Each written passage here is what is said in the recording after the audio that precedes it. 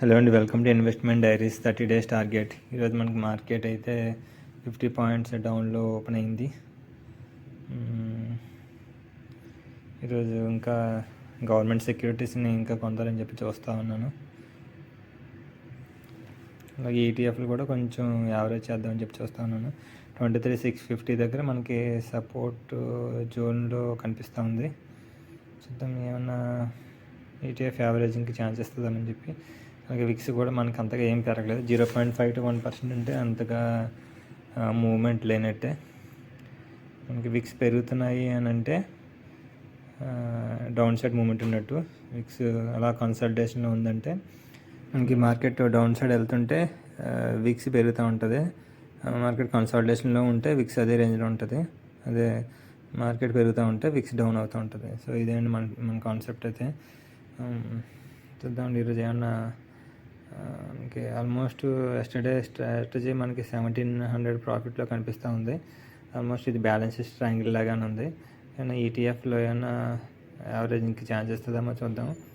Yesterday కొన్ని governments బాండ్స్ని కొనడం జరిగింది. ఈరోజు కూడా వీలైతే యాడ్ చేసి మొత్తం ఒక రఫ్గా 50,000 రాగానే వాటిని కూడా ప్లెడ్జ్ చేద్దాం అనుకుంటున్నాను. ఈ గవర్నమెంట్ సెక్యూరిటీస్ని కూడా ప్లెడ్జ్ చేస్తే మనకి క్యాష్ కాంపోనెంట్స్లో చూసుకోవచ్చు.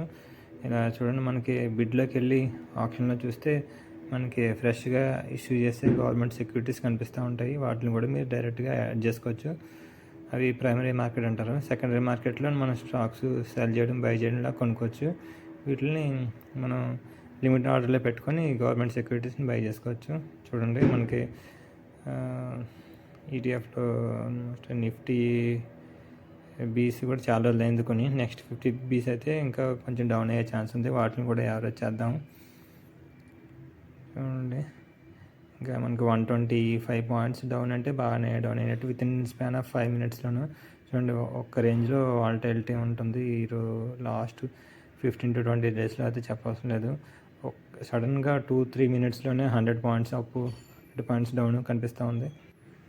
చూడాలి, వాలటిలిటీలోనూ మనం ట్రయాంగిల్ కన్స్ట్రక్ట్ చేస్తున్నాం కదా, అదే సేఫ్ సైడ్గా బాగా దూరంగా వెళ్ళిపోయి చేస్తున్నాం కదా. సో మనం కొంచెం ఎడ్జ్లో ఉన్నట్టే.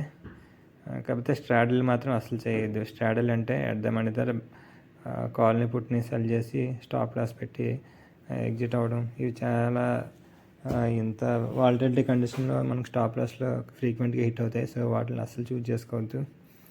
సో మనకి బ్యాంక్ బీసీ కూడా ఈరోజు బాగానే పడ్డాయి. సిపిఎస్ ఈటీఎఫ్లు కూడా యావరేజ్ చేసుకోవచ్చు. ప్రస్తుతానికి మనకి ఇంకా పడుతుంది అని చెప్పి వెయిట్ చేసే బదులు ఎవ్రీ ఫాల్లోనూ మనం కొంచెం యాడ్ చేసుకోవడానికి ట్రై చేయండి.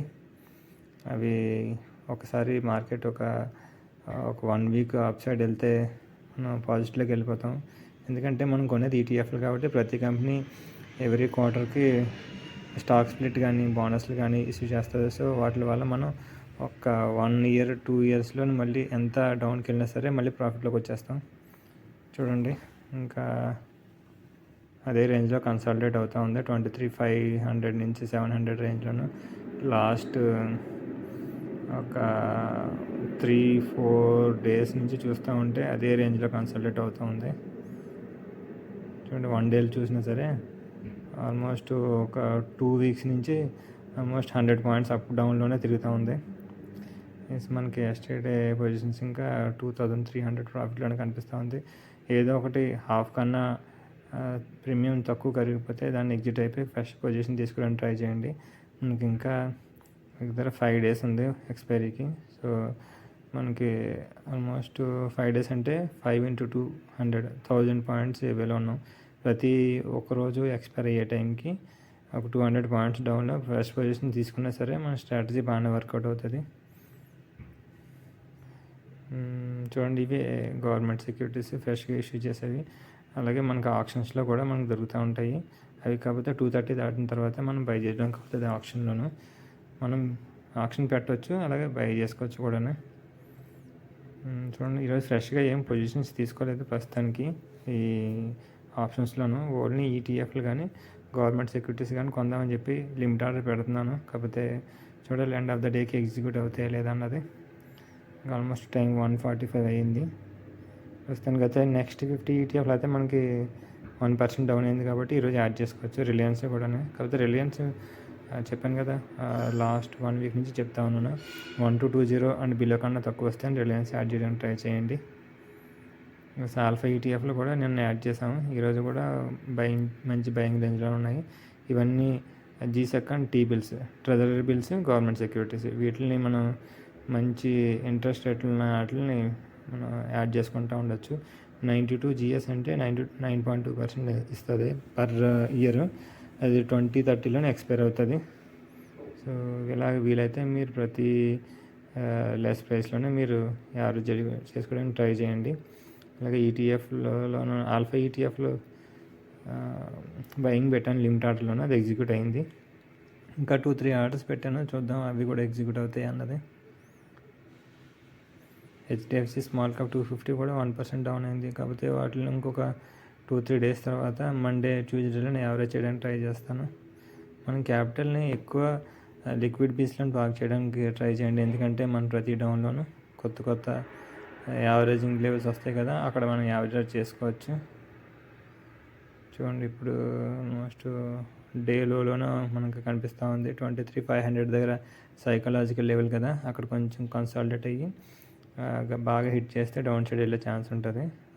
500 లెవెల్ బ్రేక్ అయితే ఇంకా డౌన్ సైడ్ 350 వరకు ఛాన్స్ ఉంది. చూద్దాం.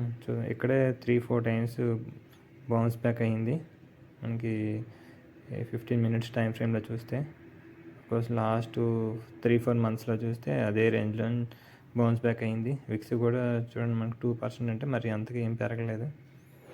ఇక నెక్స్ట్ 50 ఈటీఎఫ్ లిమిట్ ఆర్డర్ పెట్టాను కదా, అవి కూడా ఎగ్జిక్యూట్ అయిపోయాయి. ఇందులోనూ ఒకటి 24,600 సిఈ సైడ్ మనకి ప్రీమియమ్స్ బాగా డౌన్ అయ్యి హాఫ్ కన్నా డౌన్ అయ్యాయి. కాబట్టి వాటిని చెప్పాను కదా, ఏ ప్రీమియమ్స్ అయితే హాఫ్ కన్నా తక్కువ వాటిని ఎగ్జిట్ అయిపోయి కొత్త పొజిషన్ తీసుకోవడానికి ట్రై చేయండి. మనం కొత్తగా 3 సెక్యూరిటీస్ని యాడ్ చేయడానికి లిమిట్ ఆర్డర్ పెట్టాను, అవి ప్రస్తుతానికి పెండింగ్లో ఉన్నాయి. మీకు ఏది మంచి వాల్యుయేషన్లో ఉందో దాన్ని ఫస్ట్ 1 or 2 ఐటమ్స్ కొనడానికి ట్రై చేయండి. తర్వాత దానికన్నా మంచి వాల్యుయేషన్లో ఉంటే ఇంకా యావరేజ్ చేయడానికి ట్రై చేయొచ్చు. ఈ 1 or 2 ఎందుకు కొనమంటున్నాం అంటే వాటిని మానిటర్ చేయడానికి ఈజీగా ఉంటుంది కదా అని. నెక్స్ట్ 24,600 సిఈని ఎగ్జిట్ అయిపోయాను, కొత్త పొజిషన్ తీసుకుంటారని చెప్పి హాఫ్ కన్నా తగ్గిపోతే. కాకపోతే మనకి సిఈ సైడ్ కొత్త పొజిషన్ లిమిట్ ఆర్డర్ పెడితే ఎగ్జిక్యూట్ అవ్వలేదు. సో టైం అయిపోయింది. ఈరోజుకి ఇంతేనండి ట్రేడ్స్. నెక్స్ట్ రేపు కొత్త పొజిషన్స్ తీసుకుందామండి సిఈ సైడ్. ఈ వీడియో నచ్చితే థ్యాంక్స్, సబ్స్క్రైబ్ అండ్ లైక్.